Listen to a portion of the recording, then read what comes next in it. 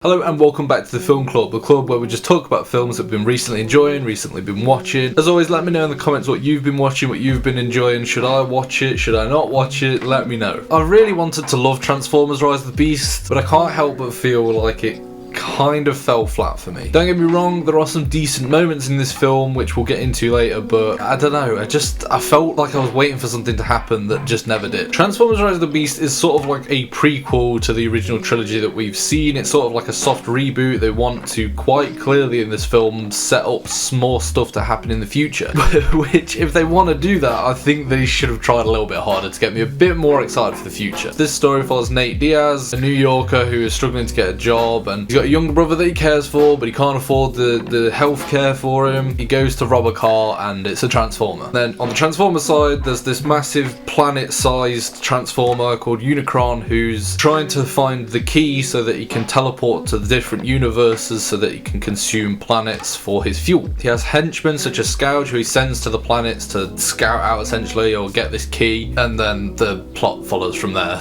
I kind of liked the human aspect of this film. Nate Diaz and Elena being the two main sort of human protagonists in this film. I don't know, I felt a little bit connected to them, but also not really. The characters both felt very one-dimensional. They didn't really have any depth to them. There wasn't anything massively likeable about them. When I compare it to the original Transformers, which I grew up with, I absolutely loved, Sam was just a great character. He was funny, he was witty, and had depth. He had his parents that were all like annoying. Sure, looking back at those films now, it might be cringy, but I still think he just had a lot of personality, whereas Nate just didn't seem to have much. They obviously tried to flesh his character out, but for me, it just personally didn't work. This Transformers film very much lacks Michael Bay.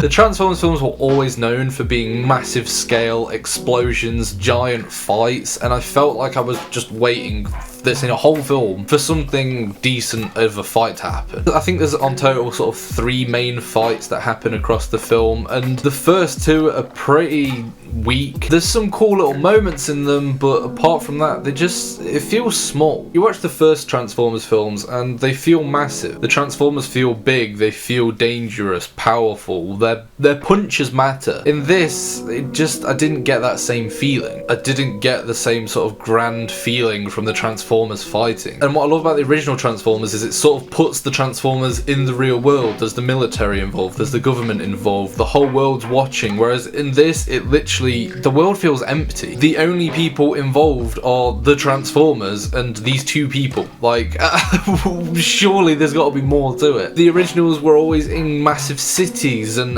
had real world consequences and effects of like a building crashing down. In this one, they just go to the middle of nowhere and just have a fight and literally no one's involved when a giant thing comes out of the sky to eat the earth. What? It kind of annoys me as well how I genuinely think they've undersold Optimus Prime in this film. Bumblebee seems more powerful. He seems more like a stage presence in this. Bumblebee feels like the Darth Vader effect, where when you've got him on screen, you love every moment, you want to see him more. And I feel like we should have that exact same feeling for Optimus Prime. He's the Optimus. He should be the biggest, the best character, and he felt like that in the originals, but in this one, I just didn't get that same power feeling from him. And maybe that's intentional. Maybe he's supposed to be a younger, less knowledgeable Optimus Prime than the previous ones. But I didn't feel like, even in fights, he didn't seem that impressive. He didn't seem that like, Optimus Prime, that he should feel like. The fights just really underutilized the Transformers. Even the CG wasn't as detailed. It was quite simplistic compared to the originals, where you had little details and slow-mo shots and explosions and Michael Bay. One thing I actually did really like about this film, which I'm gonna be honest, I didn't think I would be saying, Pete Davidson as Mirage, he does a fantastic job. At first, when Mirage first comes onto screen, you're a little bit like, oh, that's Pete Davidson, and it's really obvious that it's Pete Davidson, and it's all I can hear, all I can see. But over time, it really grows on you, and it actually turns into one of the best bits about this film. The relationship between Nate and Mirage is probably the best relationship in this film. It's better than Nate and his younger brother. They did a great job with it. Pete Davidson did a great job with the part, and he's also one of the funniest parts of the film. I was scared for a little while that they were going to just keep making him a comedy relief, which in a way he is, but it's okay, it works. There is actually some really funny bits, some great bits that land. Overall, the dialogue of this film wasn't too cringy either, which has been a issue in the past with Transformers. There were a few moments where I was a little bit like, ugh, but overall, I didn't mind it. For a film titled Transformers Rise of the Beasts, there really weren't many beasts in the film. That final battle could have been absolutely sick if they had more beasts. There was literally like one cheetah, one gorilla, a rhino, and then they just turned into regular Transformers. I wanted to see like loads of the beasts. Imagine there was loads of them, and it was this giant, massive battle that actually had real stakes and seemed like, oh, they were losing. Some people on their side were dying, some people on the other side were dying, and it actually had stakes and it felt like a big grand battle. Instead, it just felt like these beasts had the biggest plot armor in the world because they just didn't struggle at all, which there was hundreds and hundreds of like evil bots, I don't know what they were called, and yet they just didn't seem to struggle at all, which I just didn't really like. The CG as well, when Nate goes into the Mirage suit, I really liked that. I love the concept of a human fighting with the Transformers, having like a Transformer suit. I think that's brilliant. I think the concept's great. The CG on his head was awful. It was all I could see. The moments where he was actually using the suit were decent. I think they did a good job with that. But I couldn't help but think through the entire time how much cooler would it have been to see Sam from the original Transformers in this suit. I think that if they'd have given the suit to Nate and I'd have actually cared about Nate, it would have been a much cooler moment. But for me, I was just sort of like, okay. Bumblebee's entrance, brilliant, I will say. That was one of my favourite bits about this film. When he comes in and he plays his own music and the music fits, it was just brilliant. But the action bit of Bumblebee falling through the sky and he's blasting stuff through the sky, that's what we go to see in Transformers. Well, that's what we want to see. We just want to see stupid big action, big explosions, these big grand scale fights. I don't just want to see like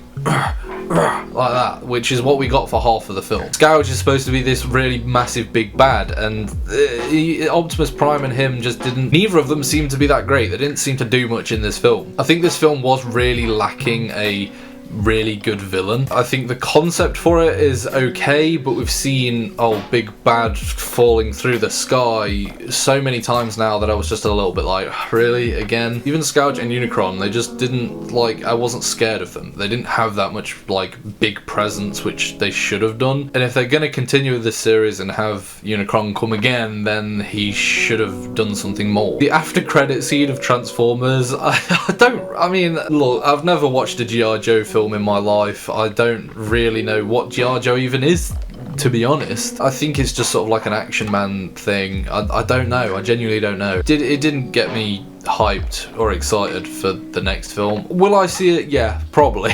But I'm not going to be sitting there like, oh my god, Transformers and G.I. Joe. What? I don't even know if that makes sense. I mean, I know Hasbro has the rights to both of those toys, so I suppose it makes sense in that regards, but overall, I don't really know how they're going to fit that into the film.